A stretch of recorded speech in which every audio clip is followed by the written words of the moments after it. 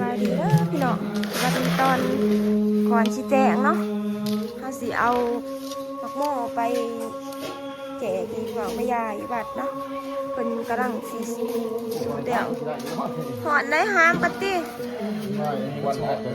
หอนบ่แพ้นะได้บ่กำลังมักกรณีเนาะพี่น้องตอบเลิกตอนซีกคณะพี่น้องเอาแบบข้าวมันหอดไปเป็นกินเนาะเดี๋ยวสติสิลงไปบัดกันเนาะลงมาตอนเลิกพี่น้องขวาด้วยยับปูเนาะเขากระสิมาอันนั้นพิ้งถวายพี่น้องเอาถวายมาวินแล้วก็ให้แม่ออกด้วยวันแม่ข้าวนะพี่น้องเขากระสิใส่เงินเนาะเป็นพิ้งถวายต้องมาเห็นทงผ่านตอนสิเตะเนอะพี่น้องประมาณ5 โมงพวกกระเดวเนาะอากาศหนาวเลยพี่น้องแบบว่าลมเย็นหนาวเนาะพี่น้องเนาะนอนหนาวอยู่กับคนไปดิคนโบราณเป็นไรพี่น้องแบบว่าเพราะว่านี่เห็นนะแบบมันพ้นมาเนาะบ้านไกลเข้ากันนะจะหยาดพ้นตกแล้วก็บ่มานะพี่น้องนี่แหละเป็นบินทบาทเนาะเดี๋ยวเราไปตักอันนั้นของห้องทานเรากันเด้อพี่น้อง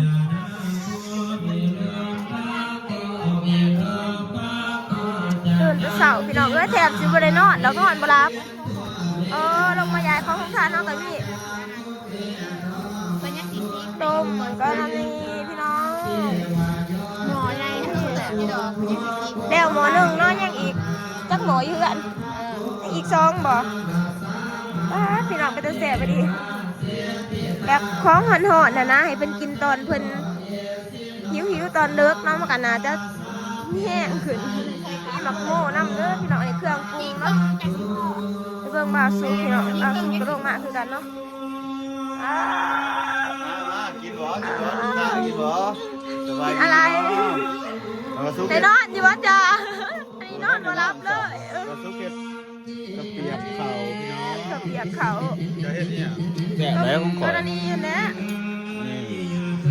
ต้มใส่กระดูกหมูเหรอกระดูกไก่โอ้เป็นตะเสียบเจอหน้ามาเติมอยู่ครับหอมเพิ่นมากินแบบข้าวหอนๆเนาะแบบตอนมาซีกันนะพี่น้องข้าวต้มเข่าเนาะของบาซุก2 หม้อบ่ทันจะคือกันเนี่ยบ้านอะไรเอาเงินข่อยเองนั่นนี่บาซุกเงินบาซุกคนนี้บาซุกเฮ็ดห้องทานเองพี่น้องนี่เงินบาซุกกินดีเนาะ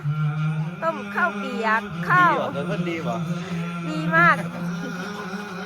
เครื่องปรุงกับสิคือกันกับกับข้าวเปียกอันนั้นเฮาเลยพี่น้องเนาะบ้านไว้ลงมาเนาะไปสนามทุกขีวะมี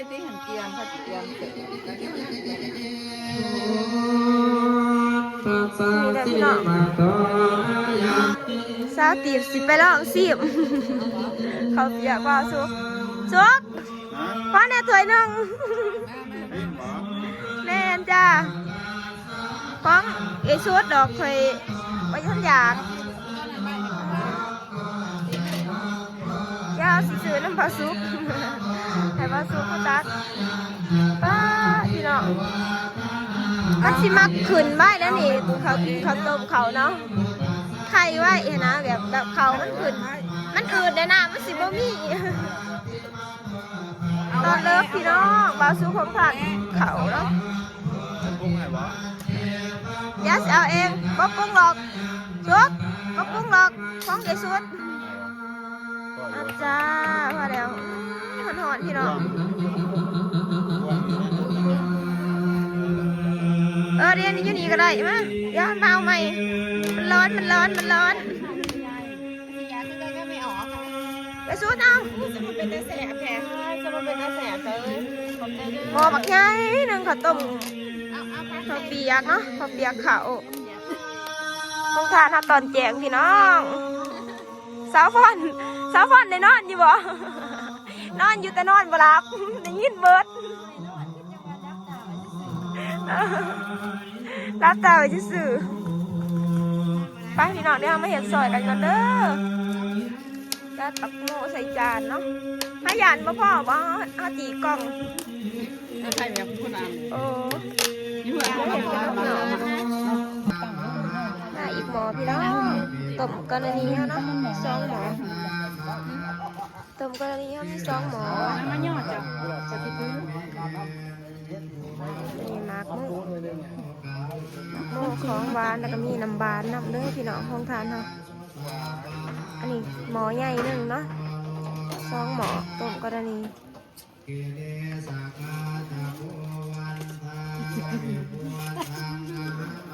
อันนี้เป็นบ้านเดือดเด้อพี่น้องเป็นยังสูงอยู่นะ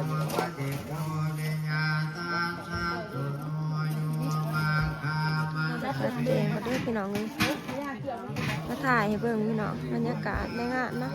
ตอนดึกก็สิประมาณนี้แจกหลายดอกแจกมีตอนหัวค่ำกับตอนสิแจกเนาะพี่น้องเดี๋ยวเห็นสกันกันเด้อ ยี่มาถ่ายหมอใหญ่เนาะ เดี๋ยวเรามาเบิ่งหมอต้มกรณีหมอใหญ่ค่ะพี่น้อง เจ็ดตอน โอ้ยโคยโคยโคยโคยโคยโคยโคยโคยโคย ต้มอันกรณี ต้มกระนีเด้อ ป นี่ ลา เด้ ดุ อก ขางหมูพี่น้อง ดูขา ใส่โคยน้ำ โคยอีด้าแต่โคย อันนี้ของห้องทานเจ้าผาเด้อพี่น้องของปากของลูกเขาเนาะเดี๋ยวกับครัวเขาเห็ดรวมกันเห็นนะพี่น้องห้องทานบาซุกเกินกับเปียกเข่าหมอบักย้าย2 หมอ กินมาต้มกรณีซุก มาเบิ่งนี้ป่าเนาะเราเป็นคนต้ม เขาไอ้ชุบกับเปียกหมอบักย้าย2 หมออ้าว ครัวไผ่ครัวเนาะเพิ่นยังสูตรอยู่เนาะจะหน่อยเพิ่นแล้วดักคือก็มาเรียนคิวเอานะพี่น้องเรียกขาวด้วยบากเรียกสีเนาะตอนนี้เพิ่นมากินหมักหมูยาหมักหมูเขาจัดไปจังซี่เนาะพี่น้องเดี๋ยวเพิ่นกลับมายืนเรียนคิวเอาหอมง่ายหนาวเนาะเดี๋ยวเอาใส่ขึ้นยาน้องพ่ออันนี้หมักหมูมีต้มบานเนาะบ่บานกระโพดโอ้ไปใส่กระเพราตอนเช้าเนาะ ได้มาแบบได้ลายหนึ่งเลยเนาะ เอาอันนี้เด้อ กินเลยจ้า น้ำด้วยเด้อเจ้าค่ะ ขอบคุณจ้า เอามือยิบเอาจ้า ไปมาคุณไม่ซื้อแมงจิ้มแคลมาด้วย ไปดื้อไปสูตรบ้านแล้วอยู่เนาะตักไหวเลยซะตักเลยก็ได้วะใช้ขาไหว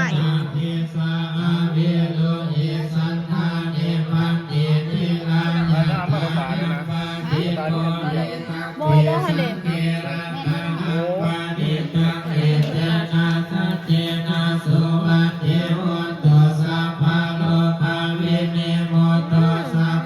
จะเซฟนะจ้านี่แหล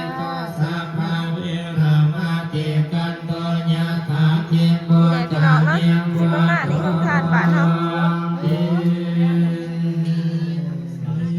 พี่น้องตอนปฏิชีพเนาะปฏิบาทควรหักแก้วเด้อพี่น้องตายควรหักแก้วแล้วก็ญาติขนมแล้วบางเงินเมียกันนะพี่น้องพ่อโอพ่ออันนั้นเนาะบ้านควรหักแก้ว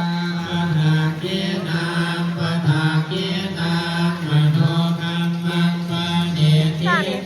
จะเอาไปให้ผู้ว่าเนาะเป็นว่าไอ้ผู้ว่าเป็นสันก่อนเนาะก่อนเพิ่นแล้วค่ะนะไปเดี๋ยวเรามาเห็ดซอยกันก่อนเด้อทานเราก็มีหลายอย่างเนาะตักไหมค่ะตัก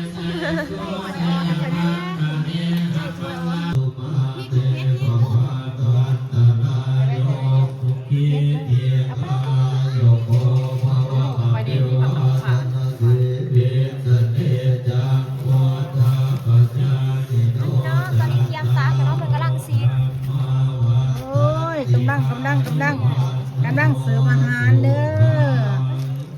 อาหารหมอใหญ่เลย อาหารหมอใหญ่ กันนะไม่ใหญ่ก็กินกาแฟก่อนนั่งน้อยนึงแล้วนั่งเผ็ดบา สมวยเอาอยู่ที่ครับ เอาไปใส่ดำที่ว่าแล้วก็ไปที่เสด็จพ่อครับมันจะภาพเลยผมมาถวาย นั่นเห็นบอก ข้าวไม่ที่ผมกินเอง คือมาถวายเพิ่นบ่า ก็สบายบ่ เฮ้ยมาใช้เอาลูกมากเลย มีคนจะไปถามเอง ท่านอาจารย์ไงถวายอยู่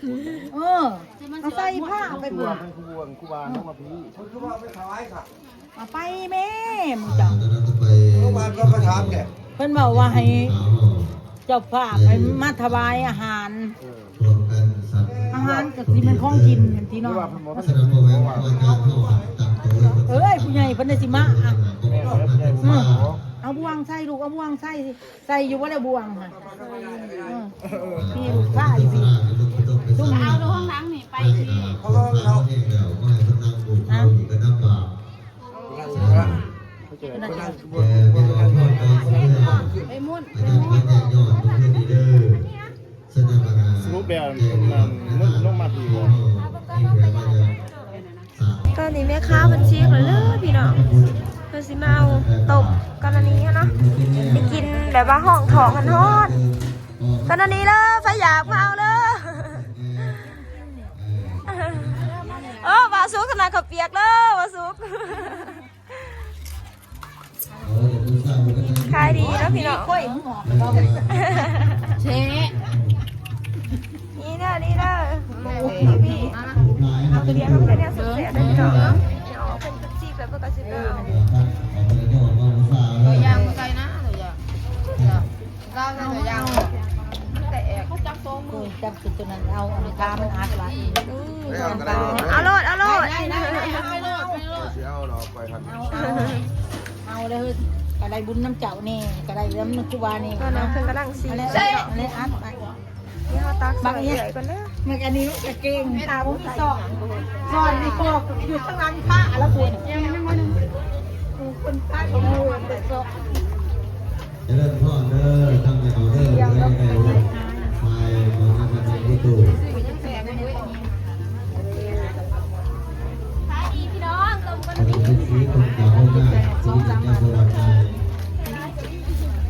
เนี่ยมันขาเนี่ยเขาจะตีกันตาย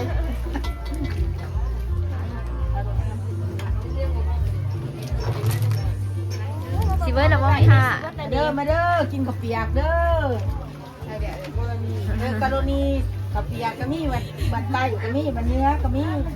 เจ้าเรื่องพ่อเจ้าผ้าเจ้าซักผ้าประกาศนี่คนเข้าไปตัวเนาะตัวใหญ่ ขายเฮงขายปังเนี่ยกูสิดี มึงง่วงเขาเว้ยหรอวะ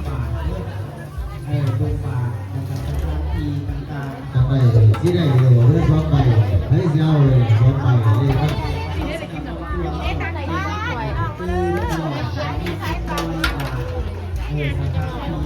เบิร์ดเด้อเบิร์ดเด้อ เอาว่ากระลุกคอย อาจารย์อาศัยความตายทุกอย่างที่ยกเองการแบบเรื่องดูให้สีเขียว ขายดีไปหากันเด้อ โน่นนะไปหากัน ขายดีเบิดแล้วเด้อข้าวเปียกขายดีพี่น้องเอา เอออาจารย์มาดูเด้อเรียนกับน้ำตั้งคน ใช้สิเอาตัวนี้ นี่ใครเขาเห่าไอ้แฮนเอง บ้านแนวแม่บ้านแนว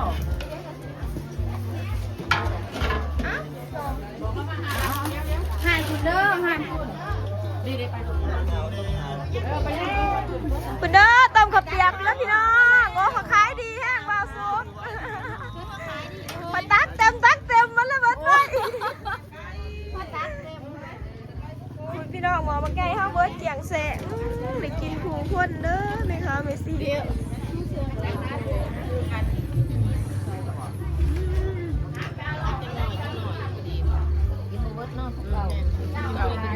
ฮะไปเอากระเป๋าซุกไปเอาถั่วเอาเบงมันจะ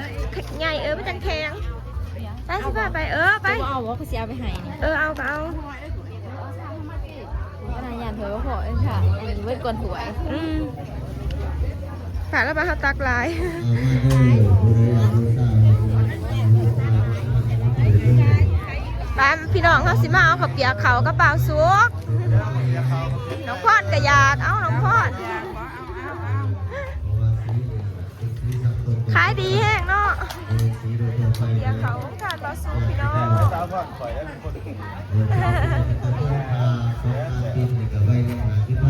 ป้า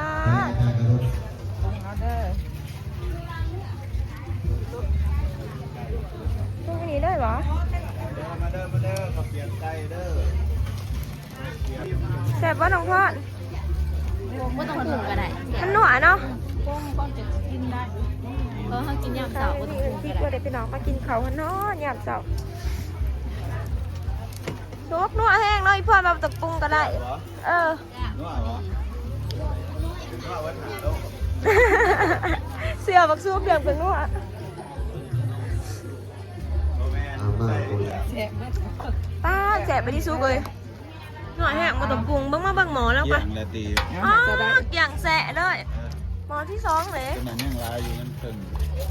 เด้อมีชีวิตเด้อ ขายดีเนาะ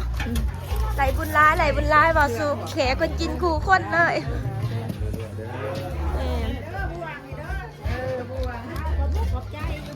เดี๋ยวเราไปกินอยู่ฝุ่นกับพี่น้องอันนี้เป็นท้องทากท้องเฮาเบิร์ดเลยทั้งหมักหมูทั้งข้าวเปียกเนาะ